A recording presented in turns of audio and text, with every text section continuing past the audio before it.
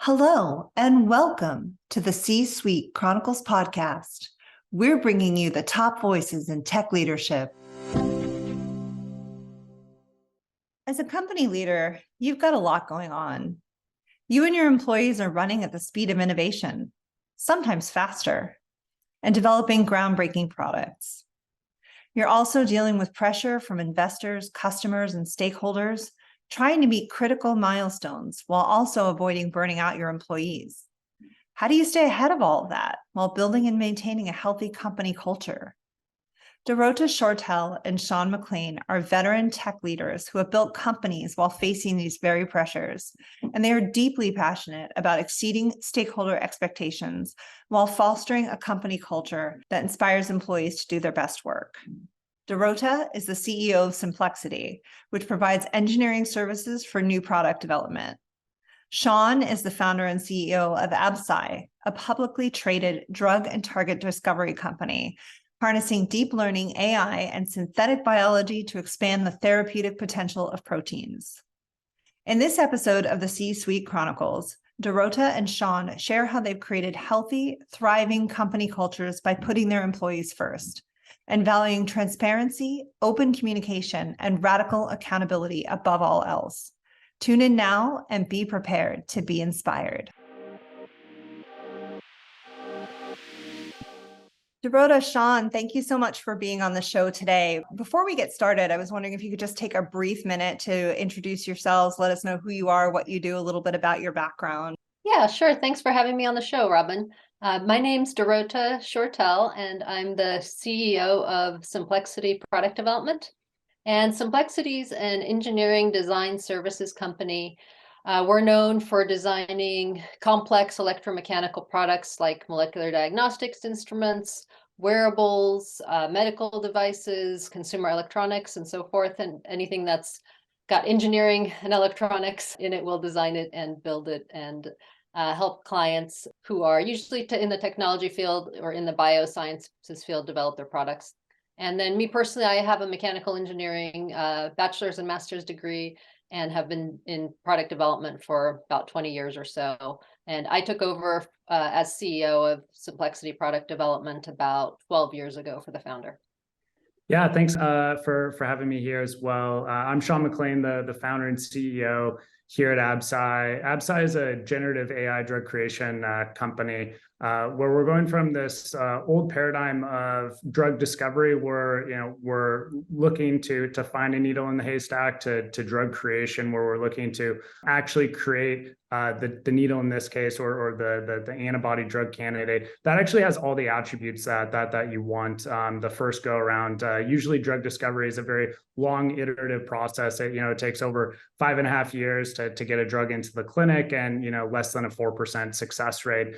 And by applying generative AI to drug discovery, we're able to go after targets that have been undruggable, being able to increase overall success in the clinic, as well as being able to decrease the amount of time to get new drugs into the clinic. We can go from about 5.5 years down to 18 to 24 months to get an IND in place, and currently partnered with large pharma, with companies like Merck, to develop drug assets, but we also have our own pipeline as well that we're developing. What we're talking about today is some of the immense challenges that come along with developing, these groundbreaking products, particularly under pressure. And that pressure may come from, external forces such as investors, customers, stakeholders, and also, there's the pressure of getting a product to market and all those things. And at the same time, especially I think this is true in a startup environment, you're trying to build or maintain a healthy company culture. And I wanted to start by taking a look at what that looks like in general and why this topic is so important for our audience, who's made up of C-suite leaders, to understand. Yeah, so I mean, for us, the groundbreaking products, usually when clients hire us, it's because they are on a very tight schedule with limited funds and they need a proven engineering team to get their product out to market, right? So it's not that they have 2-3 years to design and develop and think about a product. It's usually a lot faster than that.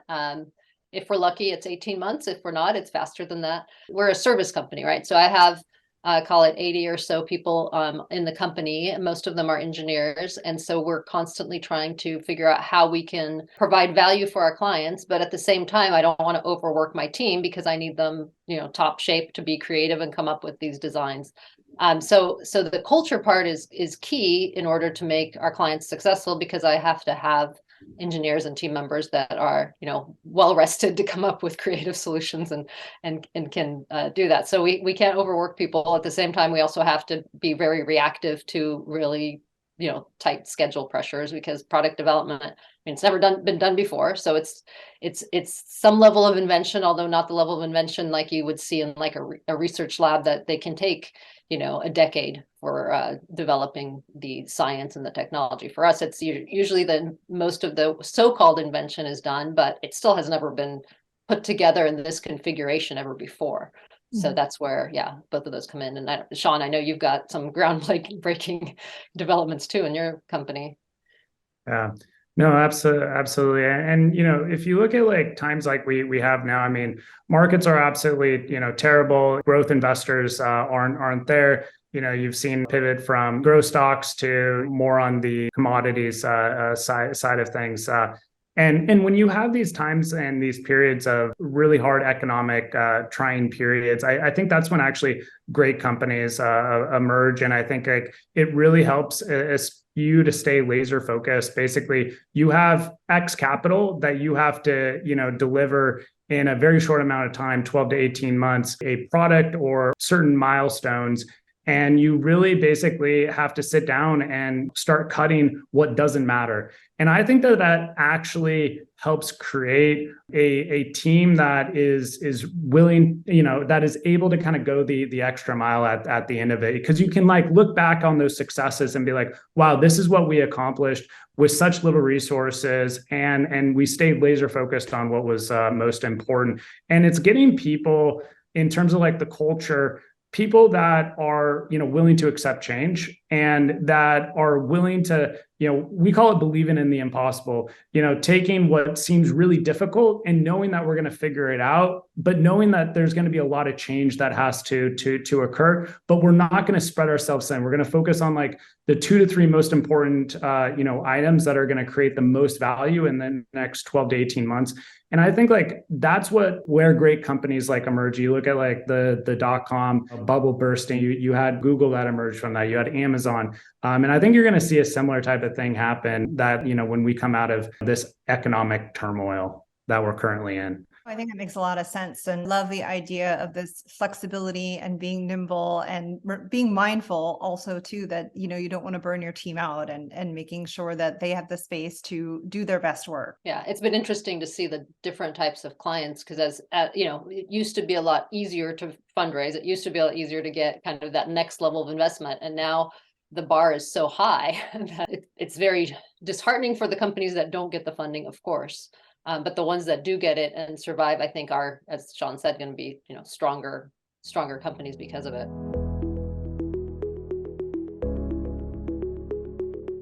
So you've touched on some challenges. I think the economic uncertainty being one of them. I think this idea that it's kind of hard out there right now to fundraise. What are some other challenges, I guess, more internally inside their companies that leaders are facing when they're trying to strike that all delicate balance between, you've got to develop this product, you've got to deliver it in a certain amount of time, you've got your investors saying, hey, deliver on what you promised. And also, again, kind of creating and maintaining this healthy company culture. Yeah, I mean, look, like at the end of the day, you have to realize that your company's either going to survive or it's not. And you have to have that evolve or die mentality. And it's in these types of times, like you do have to ask your team to go the extra mile. And it's because at the end of the day, by the company being successful, you're making a difference in the world. And so that's where I think it's so important to bring it back to, especially when you're asking your team to work extra hard and go, above and beyond when it is kind of dire straits, is bringing it back to the mission and the vision. Like, why are we doing this? Like, at Absci, it's like, we're wanting to get better therapies to patients faster than ever, being able to design, biologics at a click of a button, where eventually that you eliminate the wet lab, and, patients, their loved ones are being able to benefit from this sort of technology. And so I think when you ask your team to go above and beyond, and especially when it's the early days, like let's say you got a Series A financing and it's a rough market out there, you got to extend that runway, you got to sprint, you have to have your team sprint as fast as possible. But when they're doing that and working so hard, it's always important to remind them of why we're all doing this, and if we're successful, we have the opportunity to change the industry that you work in, and potentially make an impact that changes the world. Yeah, it's interesting in our line of work, since we are project based. Recently we had a pretty intense project, and client had a really key deadline they absolutely had to meet. So I was in there with the team on weekends. We're trying to get this machine working and shipped because they were already behind schedule. We were behind schedule because it's product development. Things come up and there's always new things. But ultimately we have to get this working for them. And so we pushed. We pushed really hard. And then once the product shipped, it was sort of like, okay, take a breather, take some time off, celebrate your successes. When you think about the challenges of developing products, I kind of view it as who are the different stakeholders, right? So you've got your employees, which are critical because without them you don't have a company. You've got the customers that are critical because without them you don't have anyone buying your product. And then you've got your shareholders / investors who are also critical because otherwise you don't have money to have the company. So it's sort of like you've got these three, and some of those want the same thing and some of them don't, right? If you think about it, all three of those stakeholders want to release good products in the market, right?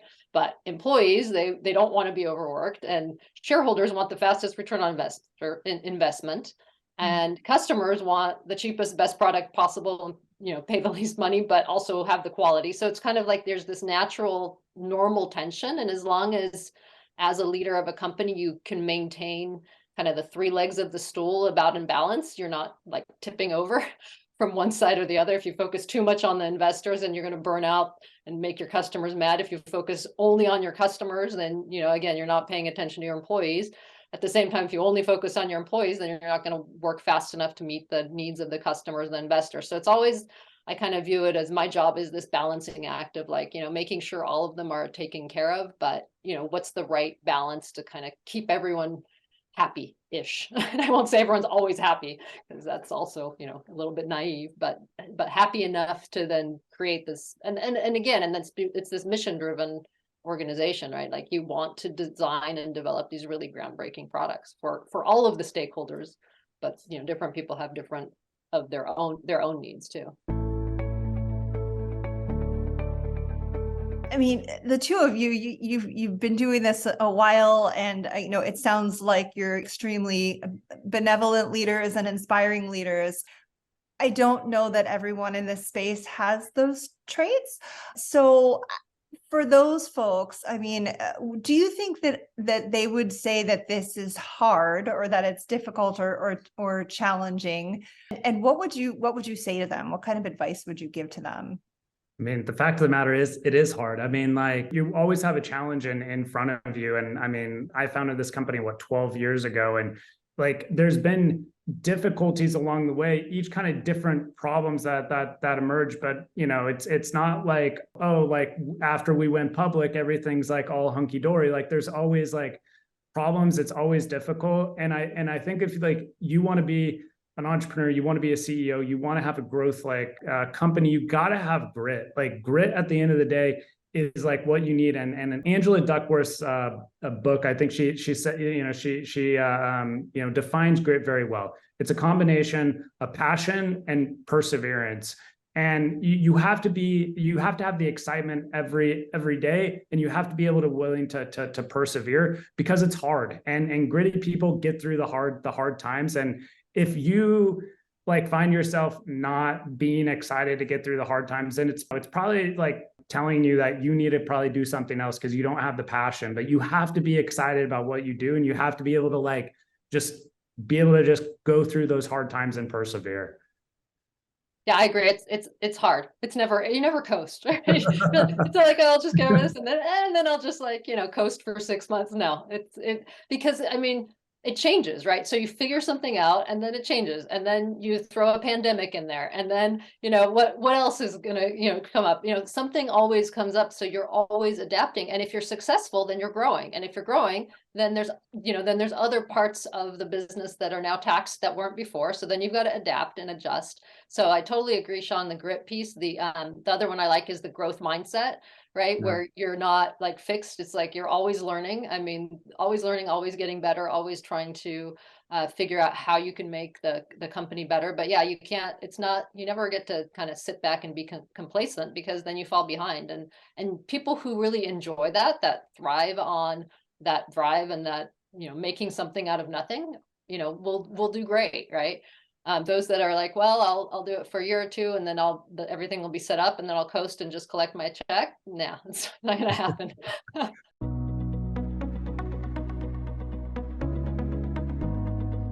What are some practical ways that leaders can put this to the test? How do they ensure that their company staff is, doing well, thriving, not burning out, again, while maintaining this lightning speed of innovation and growing headcount, perhaps even at an exponential rate at the same time?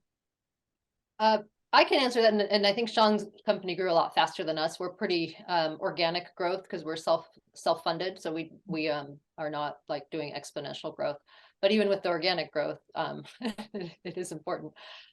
So for me, with the culture piece, I mean, I view culture as not these like grandiose once a year kind of, oh, we had this event, so now our culture is good, right? I mean, the events are great, but the culture is the everyday behaviors, right? It's the everyday behaviors of how people treat one another in an organization.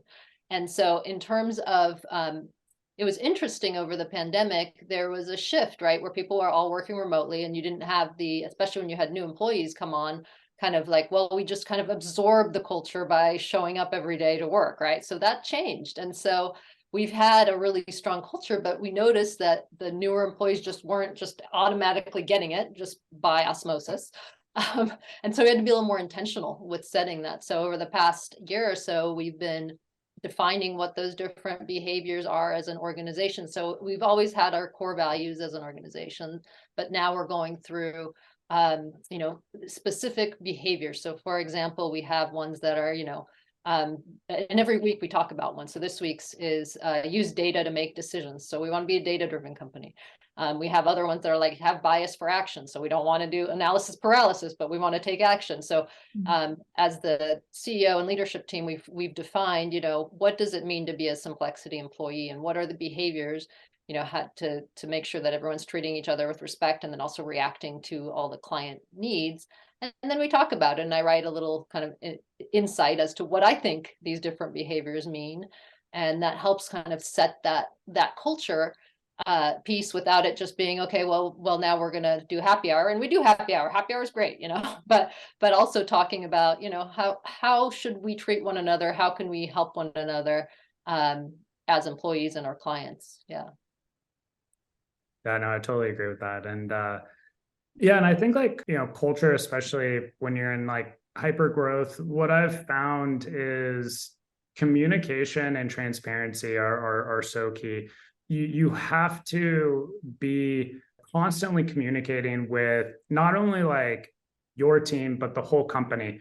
Hey, here's like what, this week, this month that we've done extremely well. Here are things that we need to improve on. Here are things that we're like behind on. Here's how we're tracking to our goals. And then additionally, like, I think like employee surveys are really great. I think like that really helps, like, again, the organization grow. I mean, we've done those and, and then sharing those with staff. And I think like being able to share like, hey, here are things that we saw from this that leadership's doing well. Here are things that we're not doing. And here's some, personal comments that have been made about me, the CEO, in areas that I can improve on. And so it really creates this culture of, again, transparency and showing everyone that you yourself as a CEO, as well as your leadership team, is willing to learn and grow, and that like we're all not perfect, but we got to be able to like learn from our mistakes and continue to grow as quickly as we possibly can,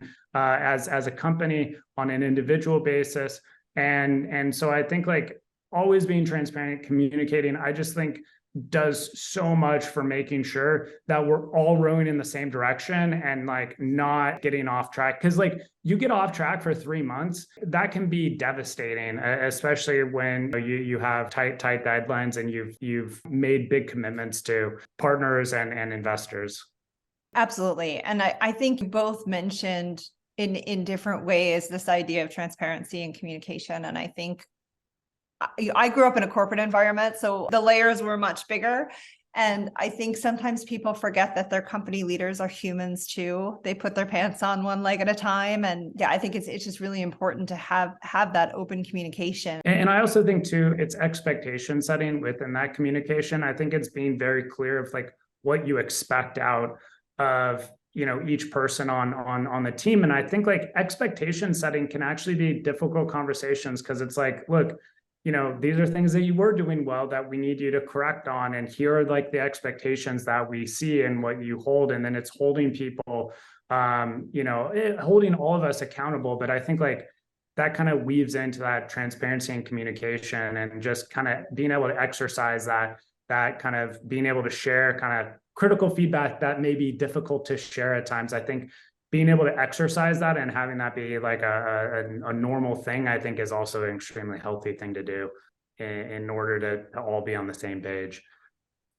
Yeah, you mentioned expectations. That's actually reminded me. That is one of our kind of behaviors I talked about as well, which is like get clear on expectations, because how many times do people misinterpret what they thought? Oh, I thought you meant this. You needed it right away. Well, what does right away mean? Does right away mean, at the end of the week, or does right away mean in 2 hours? So let's be a little bit more specific of right away or ASAP. Like don't use ASAP, because that can mean completely different things to the person who is saying it versus the person who's receiving it. So there can be kind of little training things, like just like, this is what we mean. We're going to say we're going to do it by 3 p.m. Tuesday, right?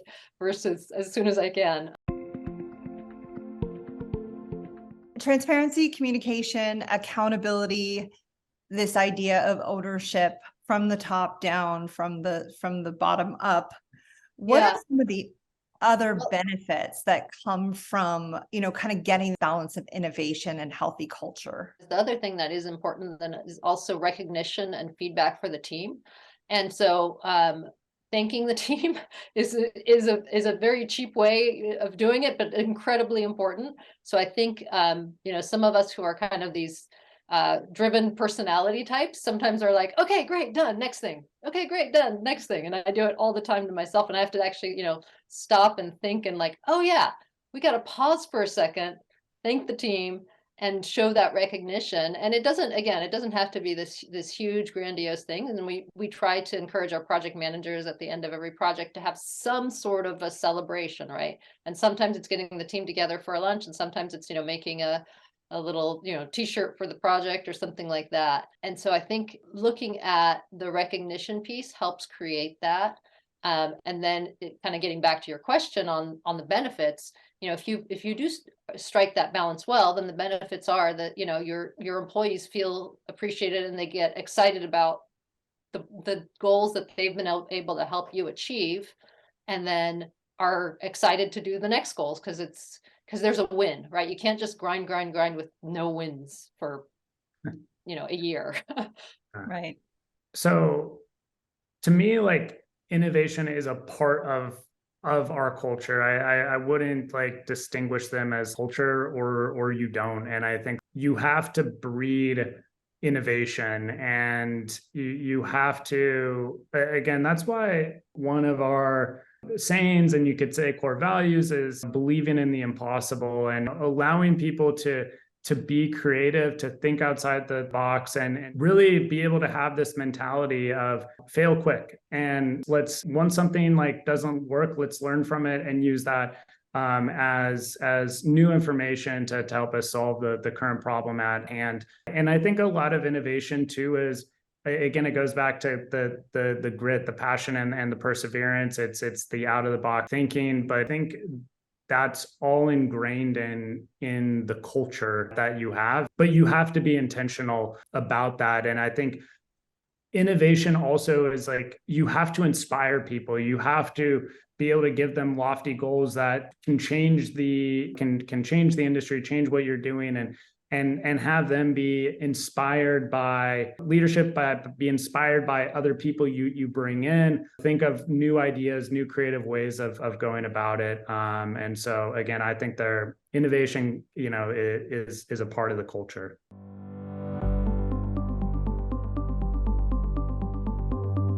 Dorota, you had mentioned before some of the detriments to focusing on any single one group at a time, focusing on your employees at once, or focusing on your investors, or focusing on the customer, the product delivery. What are some of the other, I guess, downside risks of not being able to get this balance right? I mean, unfortunately, there's a lot of risks of getting the balance wrong, but hopefully it's not completely detrimental.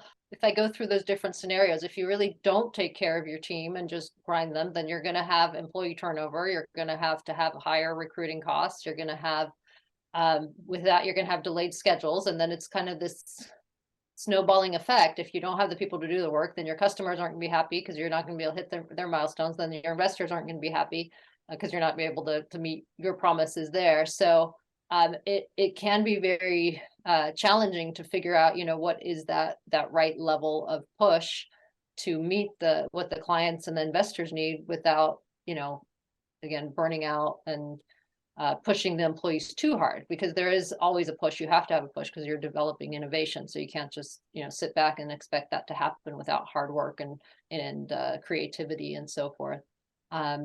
So, I mean, yeah, what's the worst case? Well, the worst case is you go out of business. Hopefully that's not that, but otherwise I think the more likely case is that things go slower, right? Different parts of your business, you need to push on different things to be successful. So sometimes you do have to react because a client, one of your key customers has, a certain timeline that you have to meet, or that window will close. And in which case you have to push. I mean, going back to Sean's transparency, if people understand why you're doing it and that there's a legitimate reason, not just because you want to be trying to milk everybody for every penny, then it's a different conversation when people understand why it's happening and you're being transparent about what those goals are, than if you just do it without that communication piece. Right. Absolutely. Sean, you have anything to add to that? Employees want to be successful, and they want to see that there's success. And so I think you showing that success and having that, celebrating it, I think like is really important. And then your partners are happy, and then also too your investors are happy as well, because you've successfully executed on customer or partner programs that you're working on. I think like success in whatever way you define it, everyone ends up being happy. Your talent, your partners, and your investors. We started this conversation talking a little bit about external factors, economic uncertainty, recession, this stuff that's happening with the banks right now. Does that play a role in all of this? And if so, are there ways to, I guess, again, kind of mitigate some of these external risks and really meet your goals, but maintain the culture at the same time, at this time when everybody's kind of looking outside and going, oh, okay, when's the next storm coming? Or what's going to happen to our company if X, Y, Z? I mean, it 100% affects what we do. It affects employee like morale, like when they see like, oh, big bank like SVB just fed. Oh, is Absci, banking with them? Oh, we see, read headlines that money is hard to raise. Are we gonna, do we have enough runway to execute on what we need to raise the next round of financing? And so I think anxiety becomes, high in these sorts of times. But this is where again, you have to be very strong as a leader and be able to reassure everyone, like, look, here are the actions that we're taking. We're cutting 90% of these items, and we're focusing on like the 10% here, but this 10% is what is, from a strategic standpoint, the most important thing over the next 12 to 18 months. We execute on that, we can weather the storm. You know, it's all about executing and weathering the storm and come out much stronger because of this. But yes, does it mentally like affect investors? Absolutely. Does it mentally affect employees? 100%. And this is then when you have to then be that really strong leader, and you have to step in and you have to reassure, look, if like, yes, you have to acknowledge it's shit out there, no doubt. But if we execute and we do X, Y, and Z, we're setting ourselves up for the best success here. And we believe if we do this, we're going to weather the storm. We're going to drive the stock price, go raise more money. And I think, like, again, these are the times when great companies are made, but you know, these times are trying, and like this is where you have to step in and be kind of that wartime CEO that you need to be. Yeah, now I'll kind of talk about a different, not since I think Sean covered the banking piece pretty well there. For us with product development, one of the bigger external factors over the past, call it 2 years, has been the supply chain shortages, right? And so for us, with the whole global supply chain basically halting, you know, lead times for parts that used to be 6 weeks turned into months and then sometimes years, or maybe a year, we really had to adapt how we did product development in some ways and design. Because typically what we would do is we would create a design, you know, go do some design reviews, think about it a little bit, then figure out which components, because they're all available and you can spec the right component, and then do the next round of design kind of, and then once the design is complete, you order the parts and you build the prototype, right? That's how design used to be done. That's not how we have had to do design, and we've had to adapt over the last 1.5 or 2 years, which is like, figure out a quick architecture as best as possible that you can, then figure out which components are available, and then buy them, right?